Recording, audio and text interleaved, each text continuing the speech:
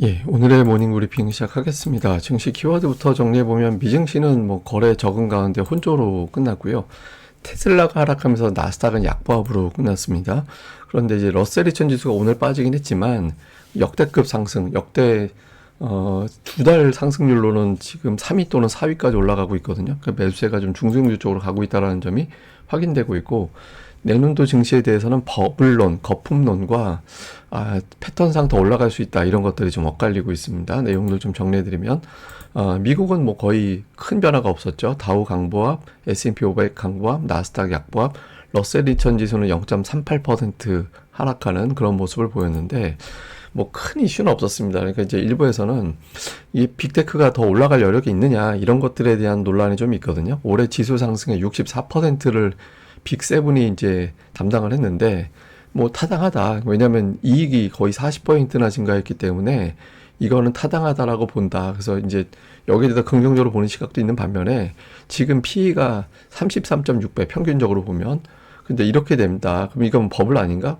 근데 반면에 나머지 S&P 500의 종목군들은 이익은 마이너스 2.6% 역성장. 그러니까 이게 올라가는 게 타당한가? 이런 의구심이 있고, 반면에 PE는 19.8배.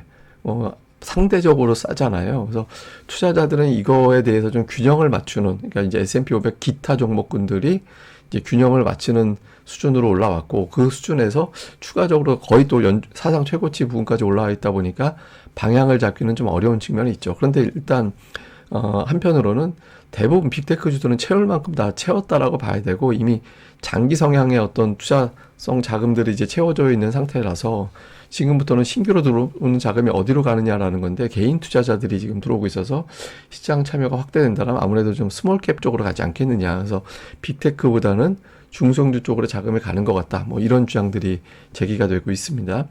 그 다음에 또 하나는 내년도 과연 증시가 올라갈 거냐. 그러니까 올라간다라고 보면 연말에 미리 주식을 더 사버리면 되는 거잖아요. 근데 이런 징크스가 있다라는 거예요. 그러니까 현직 대통령이 출마하는 해에는 증시가 13% 올라간다. 그러니까 초선이고 재선에 도전하는 해, 그 해는 증시가 올라가는데, 이미 재선까지 해버리고 이제 다음 어떤 같은 당에 이제 새로운 어떤 후보가 등장하는 해에는 오히려 빠진다. 그러니까 내년에 이제 바이든이 재선에 도전하는 거잖아요. 그래서 이것만 놓고 보면 올라가지 않을까?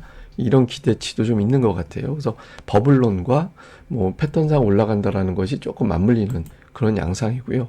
근데 어쨌든 시장 자체는 눈치 보면서, 그러니까 9월 이후에 어떤 움직임을 보면 3대 지수 변화를 볼 때 그때 당시를 0으로 놓고 보면은 다우가 오히려 조금 더 올라가 있고 S&P 500과 나스닥은 거의 비슷하거든요. 그래서 지금 투자자들은 나스닥과 나머지 종목군들의 바란스를 맞춰놓고, 그 다음에 내년도에 과연 증시가 올라갈 수 있을 거냐, 금리가 내려갈 거냐, 대통령 선거가 어떤 변수가 될 거냐를 가늠하느라 완만하게 움직이고 있는 그런 구간, 이렇게 이제 보면 될 것 같습니다. 이런 가운데 이제 금리 인하에 대한 기대감은 계속 나오고 있는데, 골드만삭스는 내년도 3월에 내릴 거고, 이제 총 5번 내릴 것 같다. 그리고 2025년도까지는 연준의 금리가 3.25에서 3.5% 정도까지 내려갈 것 같다. 그러니까 이런 주장을 하고 있거든요. 근데 반론도 있습니다. 내년도 금리 그 정도 내리는 건 과도하다. 많이 내려봐야 한 두세 번. 경제가 엄청난 타격이 생기는 상황이 생기지 않고는 이제 그렇게까지 내리진 않을 것 같다. 이런 것들이 좀 맞서고 있거든요. 그래서 투자자들은 일단 판단은 지금은 사상 최고치까지 올라가 놓고 내년도 초에 지표들 보고 판단해 보자. 이런 식으로 조금 이제 물러서 있는 그런 분위기도 좀 보이고 있습니다. 특징으로는 오늘 테슬라가 안 빠졌으면 아마 나스닥에 플러스가 났겠죠. 테슬라가 3%나 하락하면서 이제 지수 발목을 좀 잡았고, 반면에 이제 AMD 같은 경우는 연중 최고치, 사상 최고치가 164달러 정도 되는데 거기하고는 좀 거리가 있지만, 어쨌든 연중 최고치를 경신을 하면서 엔비디아보다 이제 AMD 쪽에 좀 매수가 들어가는 그런 모습을 좀 보이고 있고요. 애플은 최근에 3조 달러는 깨지 않고 3조 달러 초반에서 깔딱깔딱거리면서 주가에 어떤 큰 변화는 없습니다. 근데 이제 제가 특징적으로 1.8%, 3.16% 마이너스 플러스 난 종목들을 보여드리긴 했지만, 전체적으로 약간 다 애플 같았어요. 올라가봐야 0.3이고 빠져봐야 0.3이고 이 정도 범위이기 때문에 이렇게 굳이 이유를 갖다 붙이기에는 좀 어정쩡한 그런 모습도 있었던 것 같습니다. 그리고 이제 이런 통계를 또 제시를 하더라고요. 이게 뭐냐면, 11월과 12월 두 달 동안 10% 이상 올라간 경우에는 1월에 대체로 올라가는 비율이 높았다라는 거예요. 예, 올라가는 비율이 좀 높았는데, 그리고 1분기는 다 올랐다.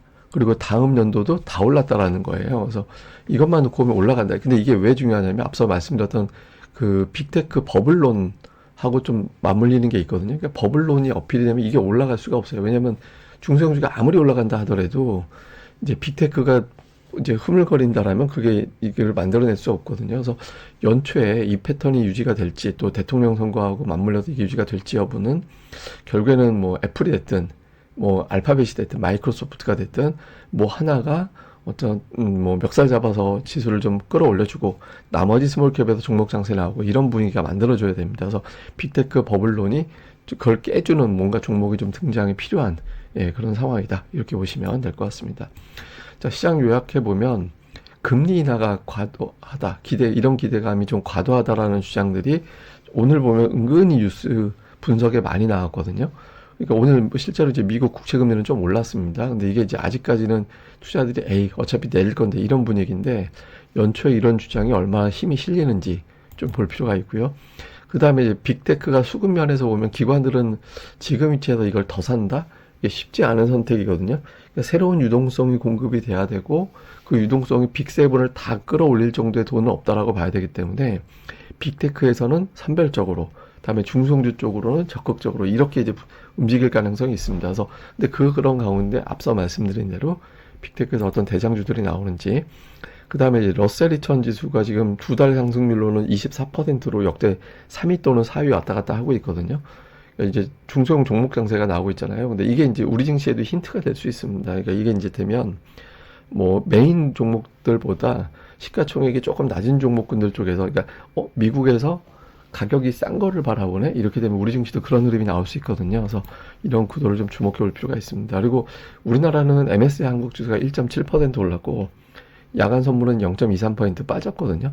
어제 증시 올라간 거를 반을 하는 거라 MSCI 한국 지수는 1.7%가 이렇게 큰 의미는 없는 것 같고 그냥 뭐 야간 선물이 우리 증시 반영된 거라고 봐야 돼서 만약에 오늘 우리 증시가 열렸다면 약보합으로 끝났겠다. 이 정도로 보시면 될 것 같습니다.